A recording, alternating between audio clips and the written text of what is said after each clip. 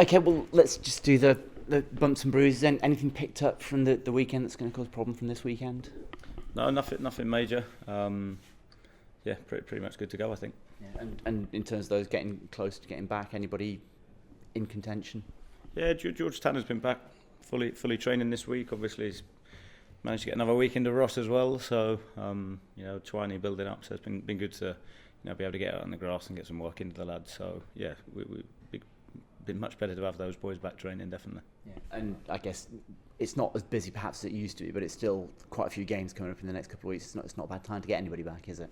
No, it's good. We're going to need everybody. You need the depth. You need to make the changes. You need the options. We saw that in the last week how important it is to be able to freshen things up. And that's what we got. We got the options. We got the depth. And then it's on the lads when they're on there to do as much as they can for the team, which is really important. And then off the back of that, try and create myself and the staff some headaches. After the sort of frustrations of not taking chances at the weekend and sort of spelling out about players have got to take those chances when they get them, is it the same as this week, or do you have a particular focus on trying to improve not just the strikers but everybody's decision making in front of goal?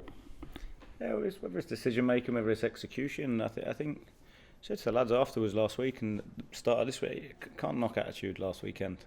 Can't knock attitude against Sunderland, and that's the bit. I think the frustration then comes from probably being so dominant, which again, we've been guilty at times in those games of not having that element of control, not creating like we did, not restricting them to hardly anything. So when you've got that much control and you dominate that much, naturally the expectation is that you win the game. And with the margins, we're not the first team to have done that this season. We won't be the last team. So as frustrating it is, the only thing you can then do is work to try and put it right. And then that's the bit, I think, the lads were really honest. That's what's great about the group. Culturally in a good spot, you can be really, really tough, really honest, and the lads know. I think that's the biggest bit for me. We're not hiding anything. We're not sat here, saying one thing externally and something different internally. Everybody knows. I think, we made so much progress in how we control games, the way we dominate. Then the hardest bit is now is you've got to go and win at the weekend. You have to make that count. And normally you need people to step up and grab the opportunities and and be the one that in that moment is the one that takes responsibility and comes forward and shows that moment of quality, whether it be decision or execution of the final action. That's what you need is people to step up. And I'm sure, knowing the way that you sort of analyse things, are you looking at yourself and thinking, okay, so I can't score the goal, but is what we're doing in training the right thing to get them where they need to get to? Yeah, definitely. The first thing when we don't get a result or we don't perform, the first thing I do is, and even when we do well, the first thing I do is reflect on everything I do. I internalise everything straight away, and then, could I have done better? Could I have done more? Could I have... did I get this right, that right? I'll always reflect on myself, and that's why, again, Hoggy's great for me, because I'll ask Hoggy those questions as well. Did we get it right? Should we have done something different? And he'll always be honest, which I think is really important. And then, of course, you then look at, lads stepping up as well, and that's where we're at culturally now. The lads look at themselves first and go, right, did I do enough? Could I have done X, Y, Z? So, and we're all in it together. I think that's the biggest bit. We all feel the same pain at the weekend, the same frustration. And then you come in this week, you have to then work. Like I said, there's only so much we can do in terms of plans and learning to dominate games, but ultimately it comes down to when you're in their box, you have to be ruthless and clinical. And sort of on the back of that, I was looking through some of the statistics, which is take what you want out of that, but for most of the sort of big chances, XG, all those kind of things, you're sort of between 7th, 8th, 9th, so you in your position in the table is slightly underperforming where you should be, effectively what the numbers would say. Is that how you feel? Yeah, I would say so. If you look at, I think if I look back at how many games have we done now? Fair few, right? I think if you look back at all the games, I think where we've not won games, most of them have come away going, we should or could have got something from it. And I hate using those words because you get what you get. We get a point at the weekend because we didn't do a good enough job. But I think when you look at progress from last year to where we're at, there's a lot more games we're coming away disappointed not to have won, which again shows the progress that you arguably you'd be slightly more concerned if you go and crikey, we've scraped a point or 3 points there and we're miles away from them, whereas every single game we've been in, bar Blackburn and Portsmouth are two that hurt me just in terms of it felt like it was on us. Every other game I think we've been in, we've been competitive, we've at a lot of the time been the more dominant team that deserve, is that the right word? I don't know, but arguably your performance sometimes merits more than what you get. One of the things I think you would say, looking at the forward areas of your squad coming into this season, was Naki Wells, great experience, lots of goals, lots of experience there. Scott Twine, you brought in late, but again has got a record of goal scoring. A lot of your other attacking threats have got a lot of potential, but probably not that background of actual goals put in the back of the net. Was that ever a concern for you, or was it always you felt that the upside, the potential improvement was there to get them to where you need them to be? Yeah, of course. I think we also have to be realistic where we're at as a club, right? We're not in a position to go out and sign finished articles that have big histories of being current performers and scoring loads and loads of goals. We take an element of people with potential, whether it be from the academy or whether it be externally, and our job's to coach them to get better. And the recruitment guys is the ones. You're working with potential ultimately, and I think what we've added a little bit. When you look at a Twiney, who unfortunately we've not had for the volume of games I would have liked. You see his quality at the weekend. And arguably could have more assists when you look at the games he did play at the start. So it's trying to get that blend. I think you look, lads are heading in the right direction. We all want it now. I totally get that. Totally understand that. But you look at Anis's progress. From last season to this season's already done more than what he did last season. So he's got better. I think the challenge is to go from it's basically just the consistency you do it at, rather than 1 in 8 to 1 in 4 or 5. It's now it's every other game if you want to really compete top end, and they're the bits where we want to accelerate it. We want to win now. We want to hit the numbers of convert the numbers that we're creating at the minute. I think that's the biggest bit. We're creating it. It's now making sure that you get the rewards. The lads are working so hard and giving everything, which everybody can see. It's now get the rewards at the end of it.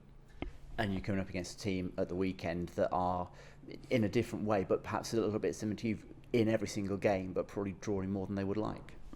Yeah, you see at the weekend the margins are so fine. You can be dominant, but you slip up once, or you make a mistake, or a moment of magic. Because I think the level now, teams are so well organised, and there's so many good players at the level that can happen. And they're exactly the same. West Brom, I think we know what to expect. They're extremely well organised, extremely physical, a real clear way of playing.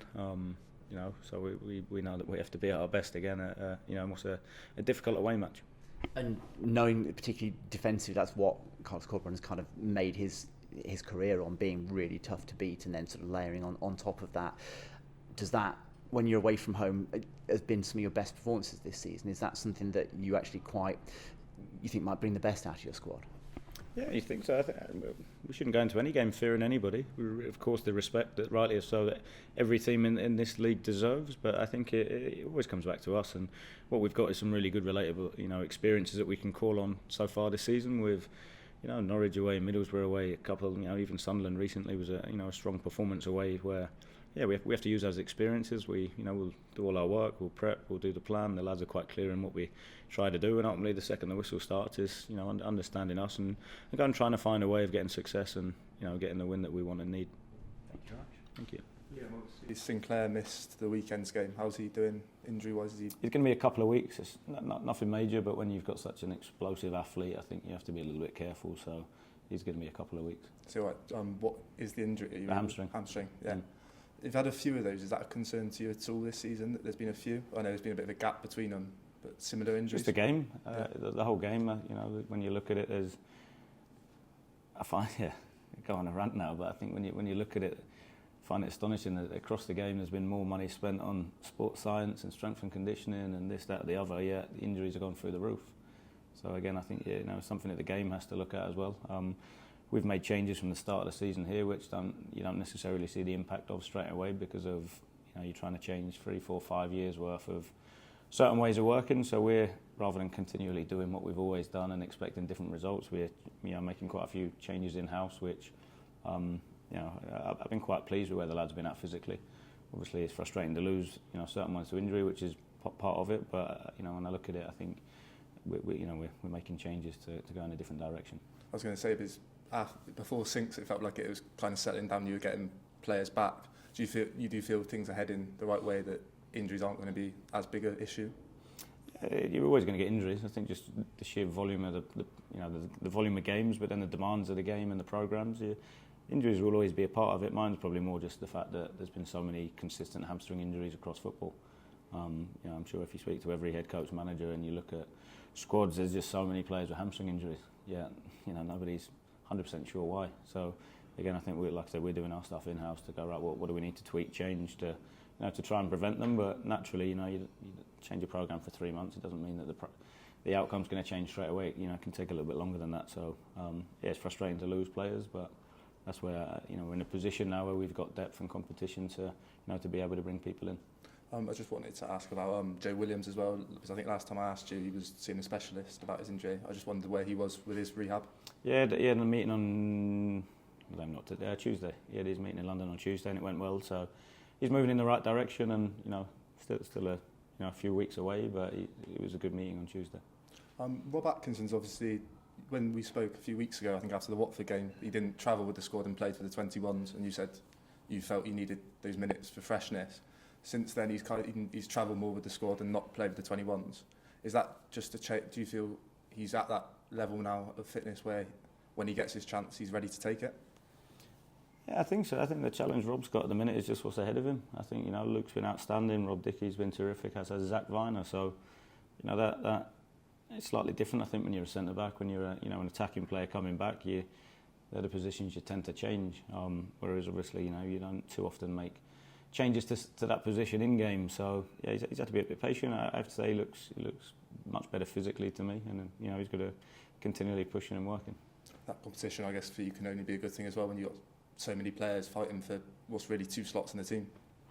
I think everywhere. I think it's throughout the whole squad, to be totally honest. I think that's what we were able to do in the summer, and I think we've seen the benefits at times of that. I think it's still, I spoke last weekend after the game around people stepping up. That's where we're trying to change things and move it towards if people don't deliver, then they won't play. I think that's the biggest bit. It's okay performing well and me coming away saying we played well in it, but you have to win games, and I think what you need is people to step up in crucial moments. So yeah, the pressure's on everybody to deliver, and I think that if we want to shift things and become a high performing team, that's what you have to do.